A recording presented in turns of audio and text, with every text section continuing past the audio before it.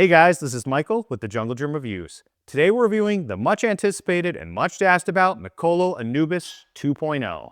We previously did a review of the Anubis 1.0 on the channel, and they took several of my feedback to heart, making some key improvements that took this just from an okay rack to now potentially one of the best budget racks. It's about $2,400 for everything you see here, including the attachments from the spotter arms with the flip down supporting legs, J-cups, pegboard storage, knurled pull-up bar, 175-pound weight stacks, lat pull-down, and low-row leg holder.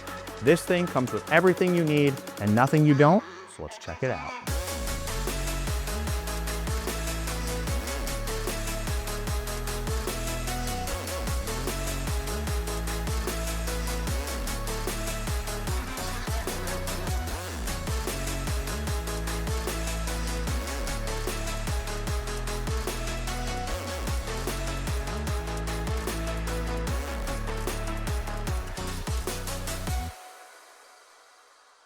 So, as I mentioned, we previously did a review of the Anubis 1.0 on the channel. I'm going to link that in the description below. Although that was a good rack, there were a couple key things about it that made it not as enticing. They've fixed those on this rack, and I'm going to speak to what those are.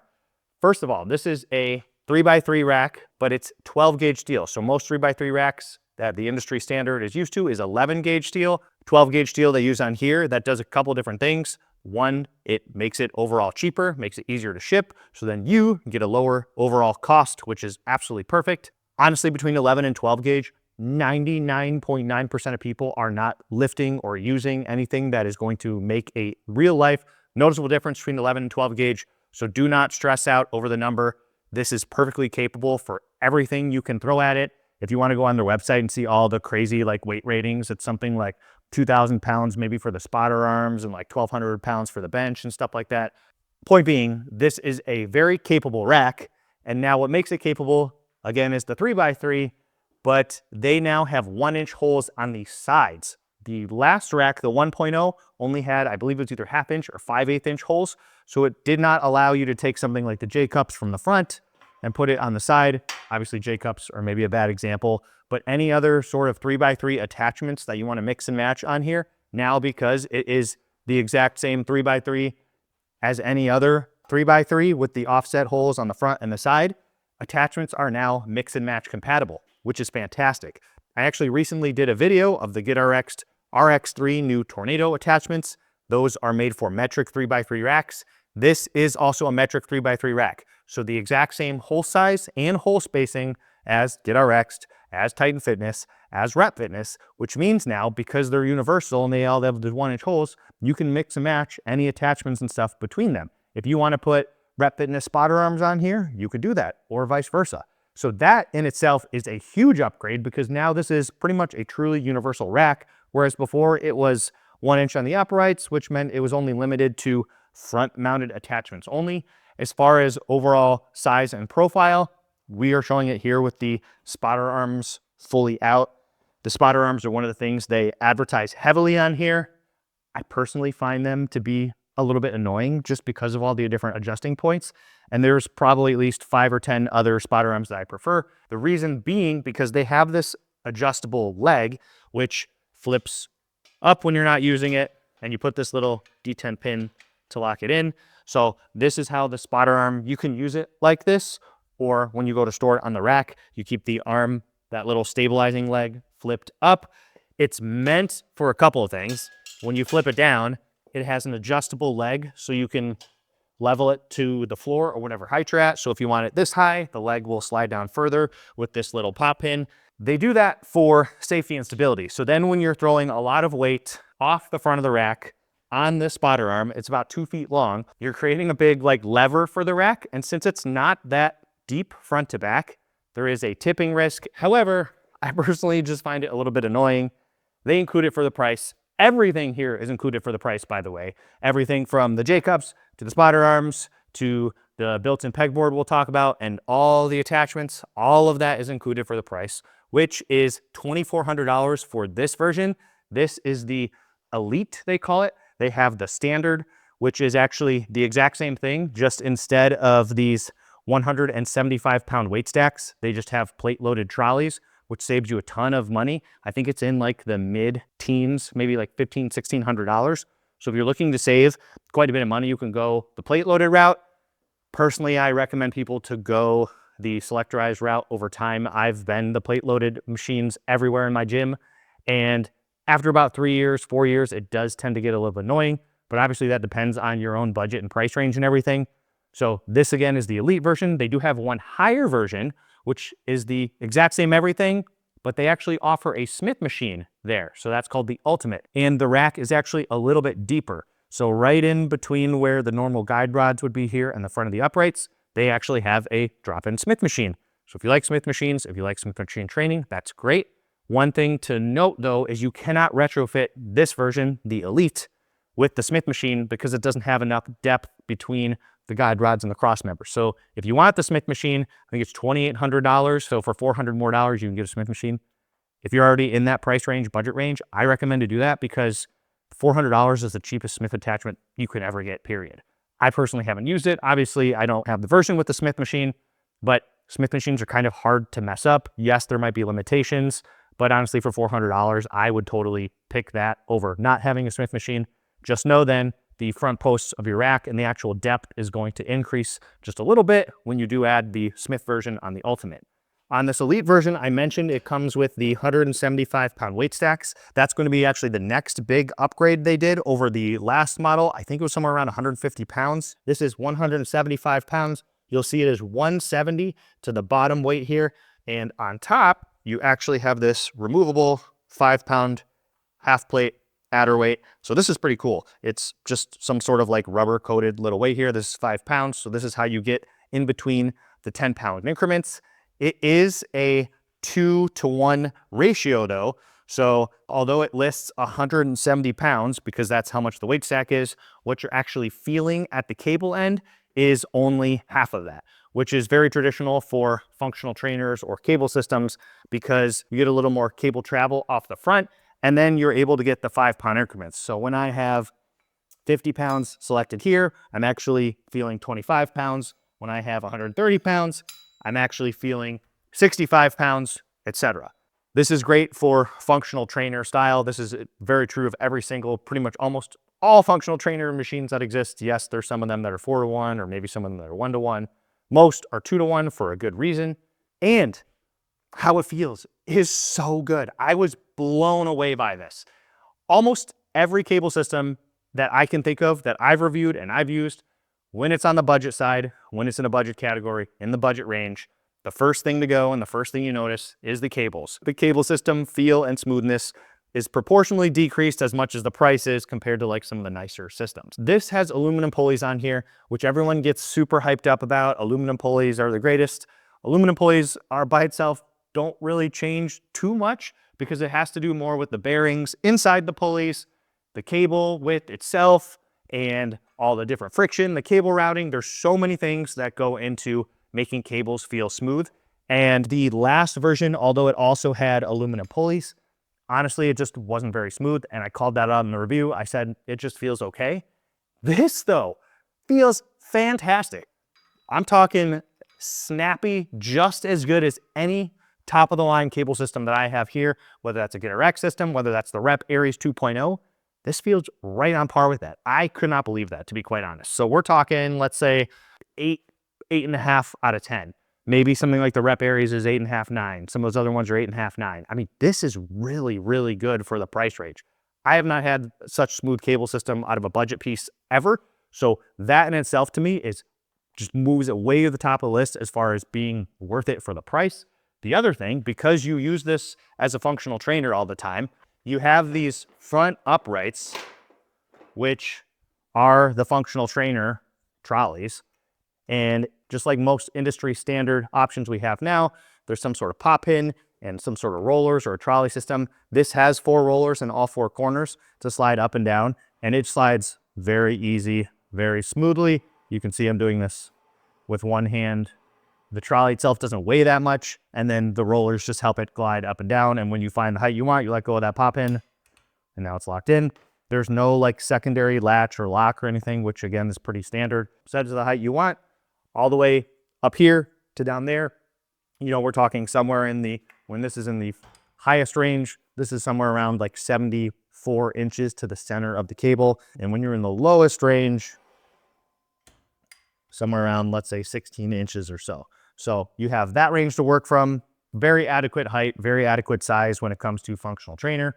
Speaking of the actual size and dimensions of everything, the height of it is 91.5 inches, and that's the same for the Elite and the Ultimate.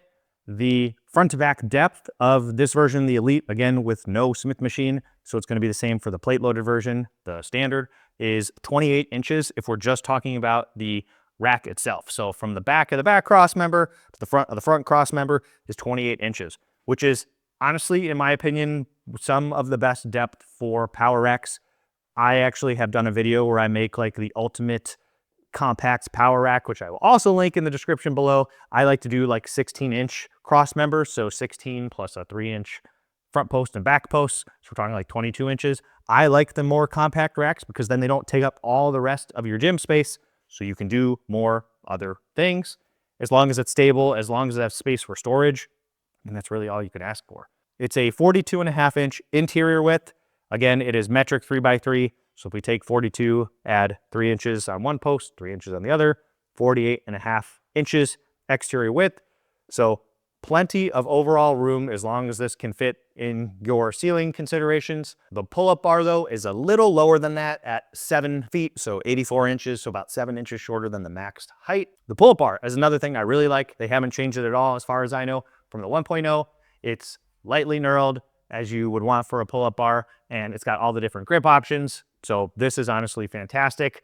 Other than that, one of the cool things they have about this is this included back, I'll call it a storage post, utility post, whatever you want to call it. It's just another cross member, and obviously it provides stability, but then it also doubles as storage. So when you're done with the spotter arms, or if you're not using them, I mostly leave these at the back, except when I really, really need to use the spotter arms, which again, is not very often.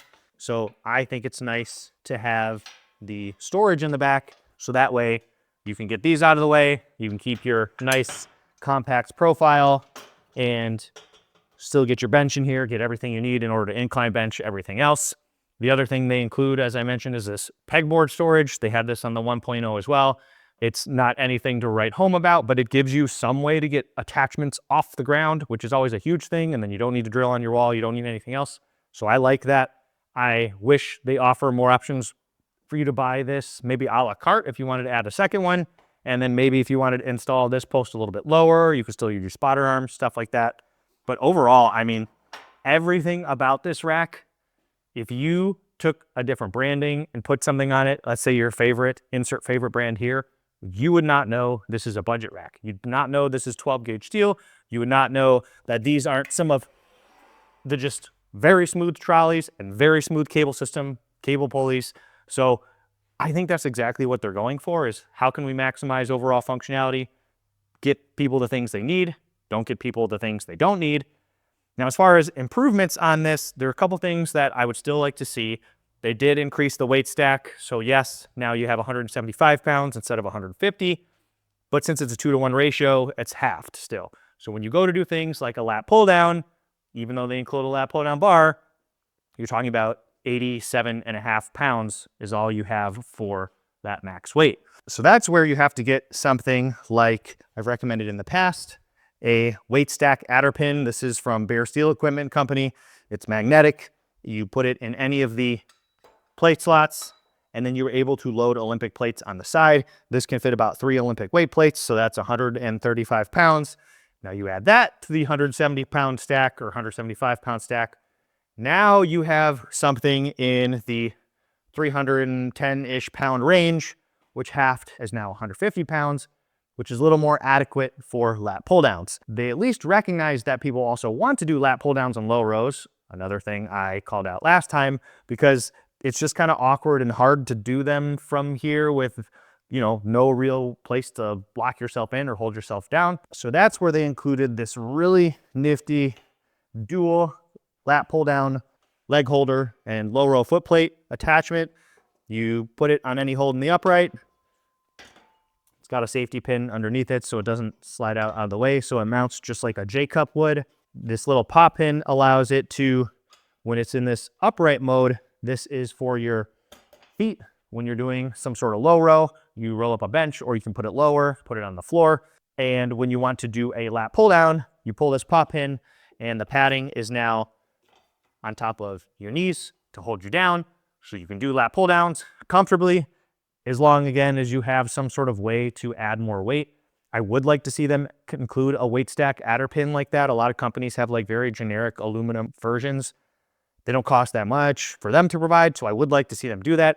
I don't know if it's some sort of safety issue, if the cable ratings or something on here, they don't want people loading up 400 pounds on a weight stack and then doing lat pull downs and something snaps.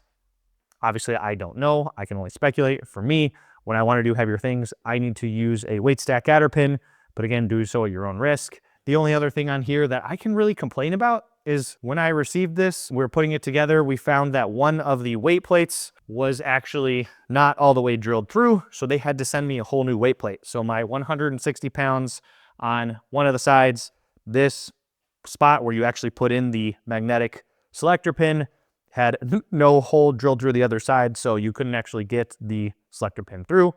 Obviously, I just sent them an email. They shipped me a new one. No harm, no foul. Things happen in manufacturing. But overall, besides this, like, I've had absolutely zero issues. I cannot speak highly enough to this for the price it's at. And I've gone to test and try a lot of different racks. If I had a friend or family or someone ask me like, what is the best value, or like, hey, I have a limited budget, but I want a 3x3 rack, what would you do? This is it. This is it. I mean, this is fantastic for the price. So yes, as long as you understand the caveats about the weights, I'd still much rather them have lighter weight stacks. I have to figure out a way to add more weight, but they can come in at that price point that I think is very affordable to people. And in the end, price is really king for people. Price is king, space is king. This maximizes on all of those things. So there's not a whole lot more you can ask for. Now, the last thing I want to mention is not so much about the rack, but their new bench that you can buy with the rack and included in the package, I think for a very small discount. This is the Mikolo Bastet bench 2.0. This was one of their big first benches that we also did a review of the 1.0. And the unique thing about this that we've now started to see with other similar style benches is this chest pad slash headrest pad slash adjustable angle multi-use pad that has some sort of pin where you can adjust this to a couple different angles and or move it out of the way. So if you'd like to move it out of the way completely to do things like, I don't know, overhead tricep extensions, or for me, I like to move it out of the way actually when I do like an overhead shoulder press, whether that's with dumbbells or cables, because then I can move my neck a little bit back out of the way rather than just hitting against the back pad. So it's really kind of endless as far as what you can think of and what you want to use this for. I've seen some other people do some reviews of this bench. I think BJ from Iron Clinic, maybe I can link his video in the description below if you're interested in like an in-depth review into this bench and all its capabilities. I just want to give a quick PSA slash overview that they did update this bench. This is an option if you're wanting to add even more functionality to a dual cable system, because stuff like this fold down headrest and the fact you can use it for chest supports, like I like using it for chest supported rows, again, whether it's cables or something else, you can get really creative with this kind of bench. And the fact it's ladder style means it is very easy to quickly adjust to the height you want, get on it, go. Everything is just very nice and easy, and it looks obviously nice and sleek and goes with the bench. It actually has a little bit of a decline too. If you want to do that, this back post here has like a little threaded stopper knob, so you can unthread this out, just pop in down, and now you can actually get a slight decline. So again, just nice little things. It's not game-changing, groundbreaking, but for the price, when you want this like multifunctional, maximizing your home gym space, it's just another good idea, another good option. So guys, that's it for today's review of the Mikolo Anubis 2.0 and a quick preview of the Bastet Bench 2.0. As always, if you have any questions or comments, please leave them down below. I'll be happy to answer, or at least try. Thanks for tuning in to the Jungle Gym Reviews. We'll see you next time. Peace.